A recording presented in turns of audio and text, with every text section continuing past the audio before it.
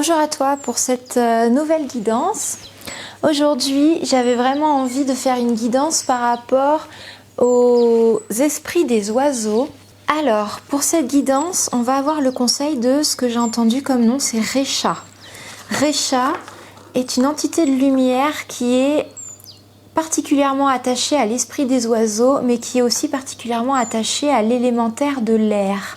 Donc c'est un domaine qu'il maîtrise, c'est un sujet qu'il connaît et il peut te donner, il a accepté aujourd'hui de te donner ce conseil par rapport à l'esprit et l'univers des oiseaux, mais plus particulièrement par rapport au domaine de l'air. Donc c'est parti. Alors on va d'abord, si Recha le veut bien, un petit peu nous en dire plus sur son parcours ou son histoire.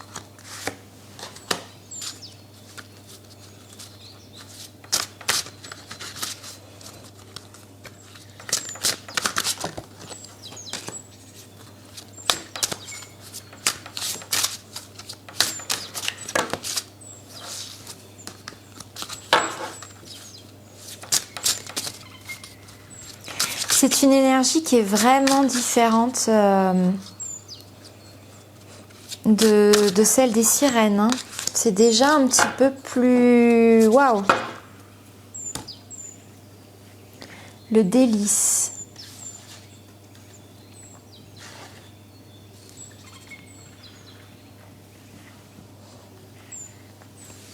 Alors Recha, c'est une entité de l'esprit de l'air qui accompagne beaucoup les oiseaux. Pourquoi? Parce qu'il les accompagne à voler, à planer.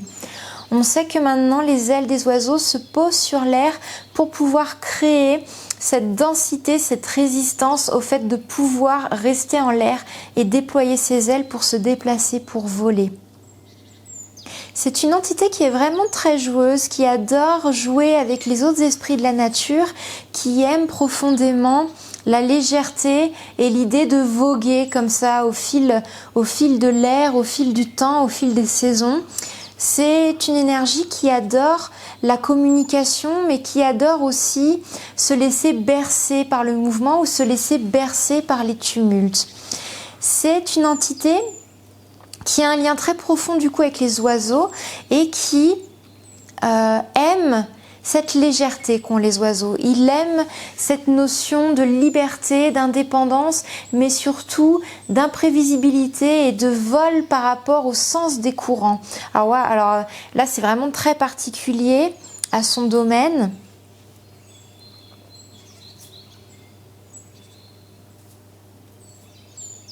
Il adore la musique. Tu vois ici, c'est pas anodin. Il y a sur cette carte une geisha ou une fée qui joue de la flûte, tu vois, c'est un instrument à air. Il y a vraiment cette notion de vibration par le son, de vibration par l'air, de quelque chose de très... vraiment, j'entends vraiment comme le son d'une flûte, mais tu sais, le son d'une flûte, pas saccadé, qui change de note vraiment en un souffle, qui change de gamme sur un souffle continu, une mélodie sur un souffle, une mélodie sur un air. C'est une entité qui adore accompagner les saisons, qui adore accompagner la chute des feuilles d'arbres, qui adore accompagner les oiseaux, mais qui adore aussi accompagner le déplacement du feu, le déplacement de l'eau, le déplacement des plumes, le déplacement des papillons aussi, pour le déplacement du pollen pour la semence des fleurs. C'est une entité qui adore ces mouvements qui se laissent aller au gré du vent et qui sèment des bouts de vie comme ça, à droite à gauche, hein. Que ce soit le pollen, que ce soit des graines, des fleurs, des feuilles ou une mélodie, en fonction du souffle et du rythme du vent, ça va aller à un endroit ou ça va aller dans un autre, mais ça va laisser des petites parcelles de vibration, des petites parcelles de vie semées, j'ai entendu le mot chaos, semées au gré du chaos, j'ai entendu. C'est très intéressant. Il me montre que un pétale de rose, on va prendre 2 pétales de rose de la même fleur, il y en a une qu'on va souffler et la deuxième on va la souffler exactement pareil, exactement le même air, exactement le même sens, mais les pétales de rose ne vont pas forcément aller au même endroit. C'est cette notion de chaos ici qui veut nous dire, c'est qu'avec les mêmes éléments qui ont la même densité, la même couleur, qui vient du même endroit, avec une pulsion complètement identique, on peut avoir des résultats complètement différents. Ici, ce qui est vraiment dans sa compétence ici, que ce soit avec cette notion que je voulais mettre, à la base je voulais mettre en avant les oiseaux, mais il s'avère que c'est lui qui est venu, donc j'en suis très honorée, qui a ce lien profond avec les oiseaux. Ici en fait, ce qui veut nous mettre en avant, c'est cette notion de chaos. Qu'est-ce qui fait qu'avec cette même impulsion, ce même souffle, ce même déclic et tous les mêmes éléments, on n'a pas les mêmes résultats? Waouh!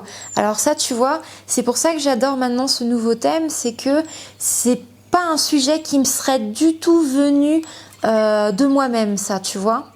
Je suis pas du tout là-dedans. Mais c'est très beau parce que j'ai encore demandé l'autorisation à mes anges et c'est vraiment cette notion de chaos à semer la vie. Tu vois, il nous a montré les pétales de rose, les pétales, le pollen, les feuilles. Et quand un arbre perd ses feuilles, même s'il y a du vent, même s'il n'y a pas de vent, elles vont toutes tomber, pas forcément au même endroit, s'éparpiller soit à quelques mètres plus loin, soit rester au pied de l'arbre, mais elles sont venues du même endroit, elles sont venues de cet arbre et on peut retrouver ces mêmes feuilles d'arbre à plusieurs mètres là-bas ou rester enracinées vraiment aux racines de l'arbre alors que la météo a été la même autour de cet arbre et c'est ce chaos.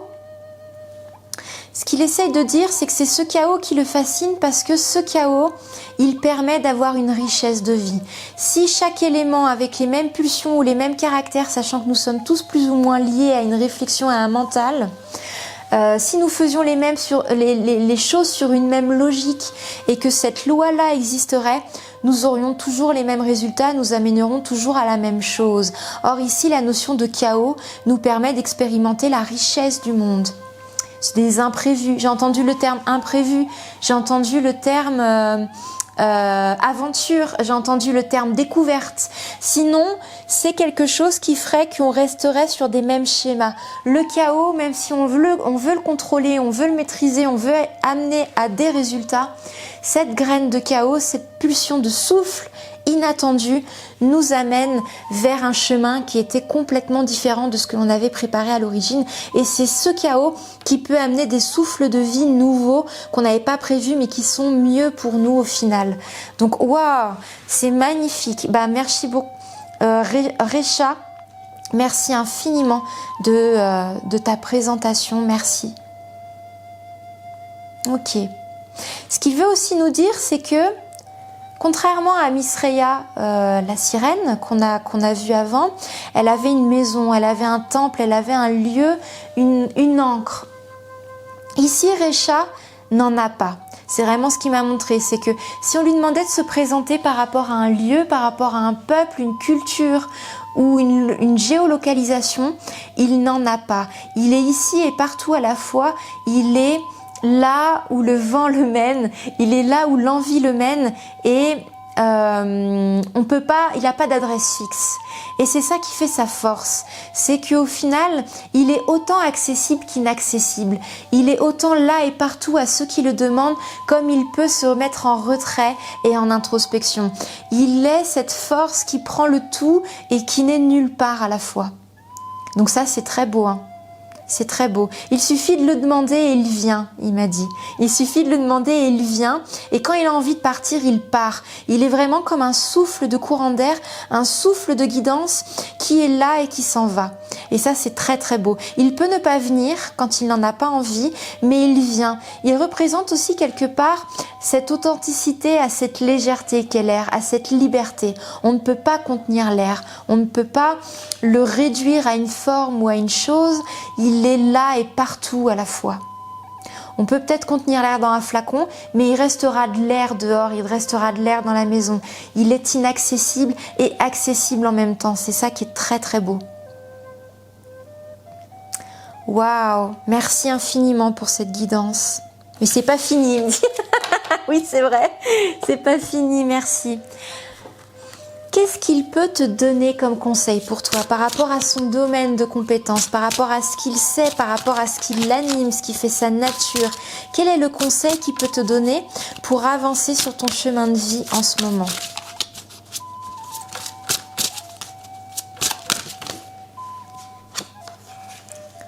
Oh là là, putain, qu'est-ce que c'est? Qu'est-ce que c'est faux? Je vais me faire pleurer. Ah, parce que je vais te la dire, j'ai eu plein d'images en même temps, mais il y avait vraiment cette notion d'air avec le souhait. Alors ça, waouh, alors ça c'est très très beau. Tu vois, il y a cette notion, je sais pas si tu as eu ça quand tu étais petit ou enfant, on prenait des pissenlits blancs. Tu sais, et des fois ce qu'on faisait avec les amis, les parents ou d'autres enfants, on prenait un pissenlit blanc, on faisait un vœu et il fallait souffler sur tous les trucs du pissenlit et il fallait plus qu'il en reste un seul, et quand on avait tout soufflé, on avait exaucé notre souhait, on avait exaucé notre vœu. C'est exactement ce qu'il m'a transmis ici.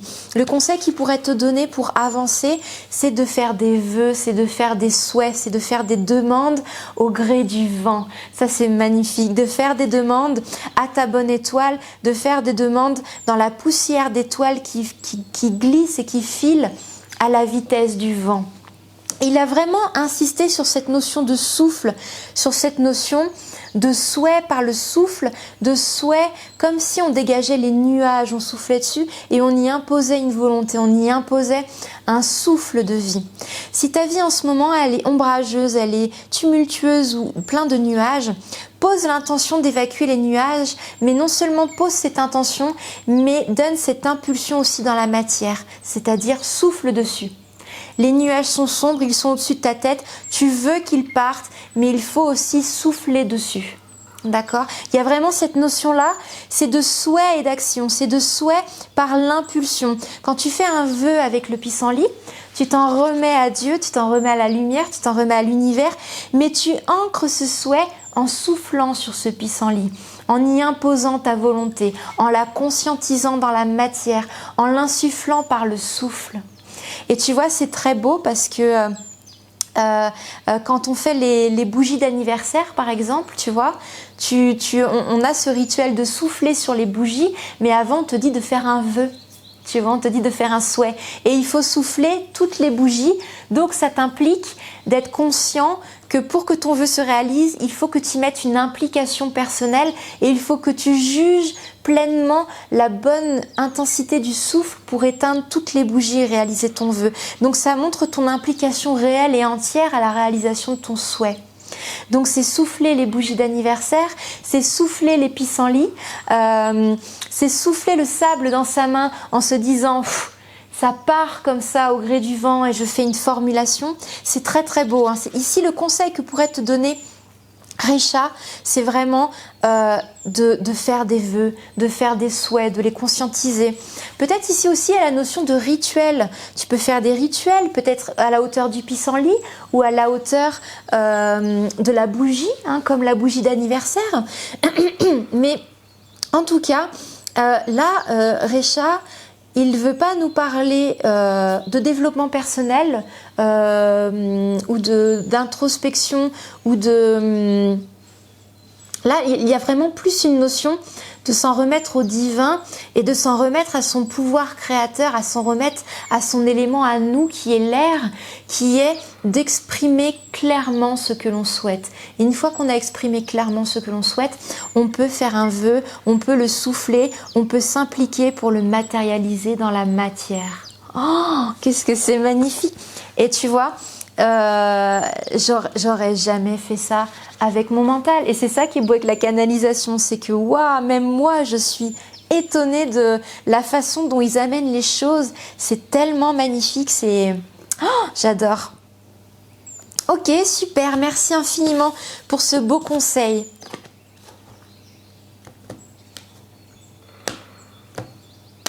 Ok, ce que veut Recha ici, c'est l'oracle de Béline pour voir un petit peu qu'est-ce qui te bloque.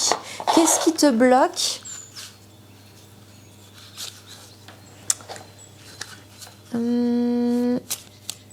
Hop. Alors, je vais d'abord enlever.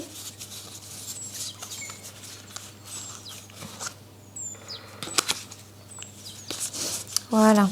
Les cartes du jeu qu'on n'a pas besoin, bien évidemment. Alors, qu'est-ce qui te bloque à réaliser ton souhait? Oh là là, qu'est-ce que c'est beau. Qu'est-ce qui te bloque à réaliser ton souhait? Qu'est-ce qui te bloque? Ah!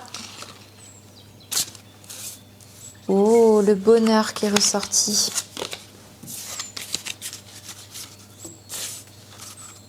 Est-ce que tu as peur de t'épanouir? Est-ce que tu as peur d'être heureux? Parce que ça peut paraître bizarre, les gens vont dire bah bien sûr que non, j'ai pas peur, bien sûr que oui, je vais être heureux, bien sûr que je vais être épanoui. Mais ça implique un changement si tu ne l'es pas à l'heure actuelle. Et tout ce qui implique un changement implique une perte. Donc, est-ce que tu as vraiment conscientisé cette perte? Est-ce que tu as vraiment conscientisé ton changement? Parce qu'un changement implique une perte. Il y a une posture, il y a une attitude, il y a une action dans ta vie ou une pensée ou une croyance ou un chemin de vie actuel qui construit la vie que tu as à l'heure actuelle. Donc pour changer la vie que tu as à l'heure actuelle, il faut changer l'un de ces ingrédients que tu utilises quotidiennement dans ta vie. Donc forcément, un changement implique une perte. Est-ce que tu as conscientisé cette perte? Ici, c'est ce qui veut te faire dire. L'arbre, pour muer, il perd ses feuilles. L'abeille, pour polliniser, pour aller récupérer du pollen pour son miel, perd beaucoup de temps et d'énergie. Enfin, si on peut parler de perte. Mais tu vois, il y a forcément, on part forcément sur un changement qui implique une perte. Ici, cette perte n'a pas été conscientisée, ou alors tu as peur de cette perte, donc quelque part tu as peur d'arriver à ce bonheur, à ce changement. Despotisme, ok. Tu te sens lié, tu te sens enfermé. Ça t'empêche d'accéder au bonheur parce qu'il y a quelque chose qui te freine, il y a quelque chose qui te lie et dont tu ne veux pas ou tu as peur de te débarrasser. Oh, regarde, tu as une très très belle carte. Ça annule le sentiment négatif, je crois, cette carte. Alors, je suis pas une pro du Béline. Hein. Je suis pas une pro du Béline. Et excuse-moi, Béline, je ferai tout ce que je peux, du mieux que je peux. Mais c'est vraiment ici notre belle entité d'air qui va m'aider à comprendre. Sans doute en collaboration avec Béline, bien entendu. Alors, ok. Tu vois cette carte-là, elle annule vraiment tous les effets négatifs. Mais il y a quand même cette idée de se sentir lié, de se sentir prise au piège ou engagé dans une situation qui ne te convient plus. Or peut-être qu'ici tu as peur de te désengager parce que tu as peut-être peur de perdre quelque chose qui te tient à cœur et qui te relie à ça.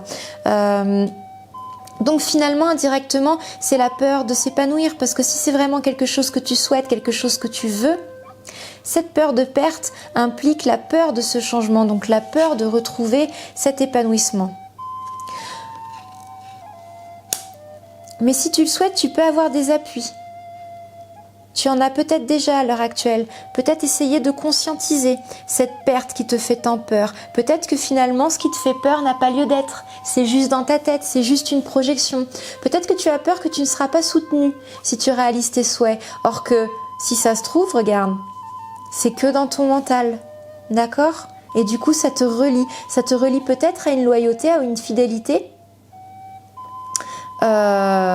qui n'a pas lieu parce que peut-être que ce seraient des gens qui justement te pousseraient à faire ce que tu souhaites. En tout cas, ici, ce qu'on veut te dire, c'est que essaye de conscientiser, même si tu me dis mais non, pour arriver à mon projet ou à mon rêve, j'ai tout à y gagner, j'ai rien à perdre. Sache que c'est faux, tout changement implique forcément un deuil et une perte. Tant que tu ne l'auras pas mis écrit sur papier et conscientisé, tu n'arriveras pas au changement parce que ça veut dire que quelque part au fond de toi, tu pourrais savoir ce qu'il y a à perdre, tu ne le conscientises pas, donc tu sabotes de peur de le perdre.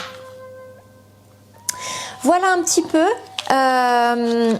pour cette guidance, alors bien entendu, elle est générale, d'accord? Prends ce qui résonne, prends ce qui te parle. Ça reste léger, les guidances et les oracles. Pas de prise de tête. Tu restes vraiment le maître de ta destinée, le maître de ta vie.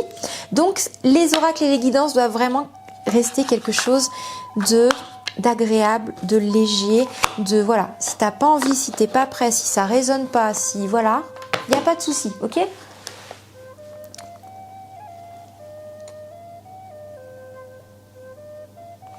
Bien, il a envie de te laisser une petite phrase, cette entité, pour te donner du peps, pour te donner de l'entrain et de la motivation à faire des vœux, à réaliser tes souhaits. Ok? Hop, est-ce que je vais y arriver? On va utiliser l'oracle des fleurs enchantées. Ah, il y a l'oracle du peuple animal aussi qui veut s'inviter. Ok, on utilisera donc les deux. Hop. Alors, un beau message pour les personnes qui regardent cette vidéo.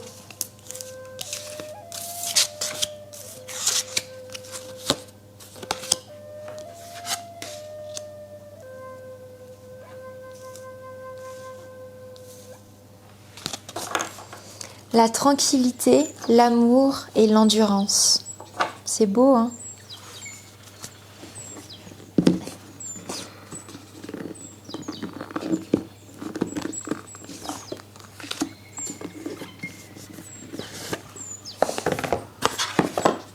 Ici, ce que veut nous dire Recha, c'est que c'est dans l'endurance de l'amour que l'on trouve la tranquillité. C'est dans la longévité d'un chemin d'initiation sur l'ouverture du cœur que l'on trouve la tranquillité. Une histoire d'amour qui est pérenne, qui a de l'endurance ou de la longévité, se mérite. Donc, elle passe par la communication et par les épreuves. Donc, je ne sais pas pourquoi il veut te dire ça. Peut-être que ça a un rapport avec ton souhait, peut-être que ça a un rapport avec un projet de vie ou de famille, mais peut-être que cette sensation de te sentir lié, de te sentir engagé ou pas en liberté, est vraiment dans cette notion un petit peu du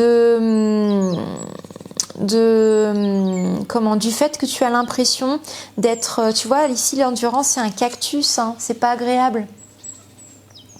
Tu vois, il y a cette notion peut-être d'endurance que tu vois du côté négatif ou faire beaucoup d'efforts ou se renier, se sacrifier, faire des efforts pour l'autre, etc. Ici, il tient à dire que l'endurance de l'amour ne passe pas par le despotisme. Ça ne passe pas par un engagement dans le sens négatif, c'est-à-dire se sacrifier pour l'autre. La longévité de l'amour part justement par la compréhension que on ne doit pas contrôler l'autre, on ne peut pas lui imposer notre volonté et qu'il y a cette notion aussi beaucoup d'arrêter les jeux de pouvoir. Qu'est-ce que sont les jeux de pouvoir? Les jeux de pouvoir sont que fatalement, si l'autre est différent, on cherche à reprendre la main mise dessus pour le rallier à une cause, le rallier à un mode de vie, à des valeurs. Ça nous donne la sensation quelque part de reprendre le contrôle sur notre vie, de reprendre le contrôle sur notre chemin. Donc soit il y a des gens qui se sacrifient complètement pour la bonne vision de l'autre qui est différent et qui se rallie à sa cause et à ses valeurs, soit c'est l'inverse, c'est-à-dire que la personne demande à l'autre de se sacrifier, etc. Ici, ce que veut nous dire Recha, c'est que l'endurance de l'amour, c'est ni l'un ni l'autre. L'endurance de l'amour, c'est de retrouver cette tranquillité dans le fait que chacun a ses souhaits et ses aspirations et qu'elles peuvent non seulement être différentes, mais surtout être complémentaires. Oui, un amour et une relation longue, ça existe, mais ça se mérite. Ça se mérite, pas par le fait de se sacrifier ou de faire sacrifier l'autre, mais dans le fait d'accepter que l'autre ait une différence qui ne va pas dans notre sens.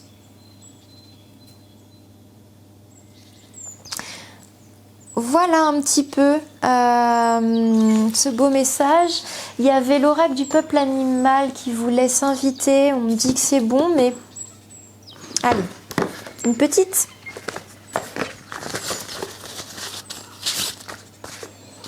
Alors, une petite Guidance du peuple animal. L'araignée. Tu vois, c'est marrant dans cette carte, on voit vraiment des feuilles, j'ai l'impression, alors je sais pas, mais est-ce qu'elles sont encore sur l'arbre qu'on voit ici? Est-ce qu'elles sont dans le vent? Mais j'ai vraiment encore cette notion d'air qui passe dans la toile. Tu sais, quand j'ai sorti cette carte, j'ai vraiment vu la toile d'araignée qui bouge comme ça, avec le souffle du vent. Et quoi qu'il se passe en souffle du vent, avec les gouttelettes, avec les arbres, la toile, en fait, elle se module et elle continue de faire sa mission, tu vois ici.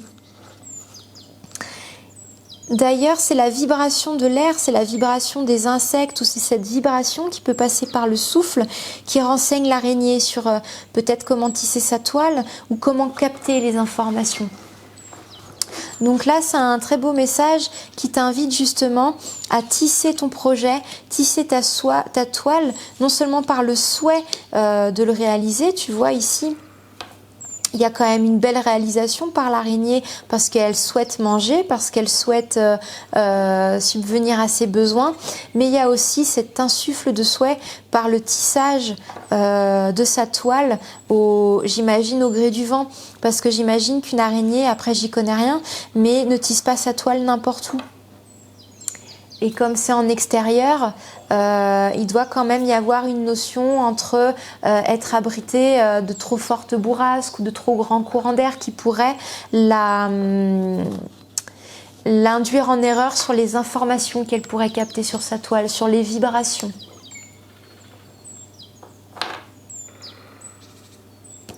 Donc il y a beaucoup... ouais.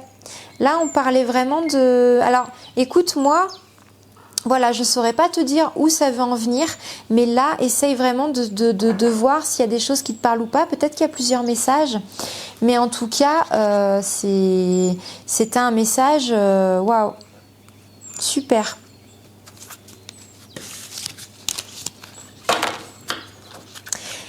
Eh ben écoute, je te remercie infiniment à cette très très belle entité qui avait des énergies vraiment, un environnement et un milieu complètement différent du mien. Donc ça a été très instructeur aussi pour moi, j'ai adoré. Merci infiniment à toi avec la toute grande gratitude, à mes anges et à mes guides. Merci à toi qui regarde cette vidéo. Je te souhaite une très très belle journée. Je te souhaite la pleine réalisation de tes rêves, de tes projets, de ton épanouissement personnel et spirituel. Et je te dis à bientôt dans une prochaine vidéo. Ciao!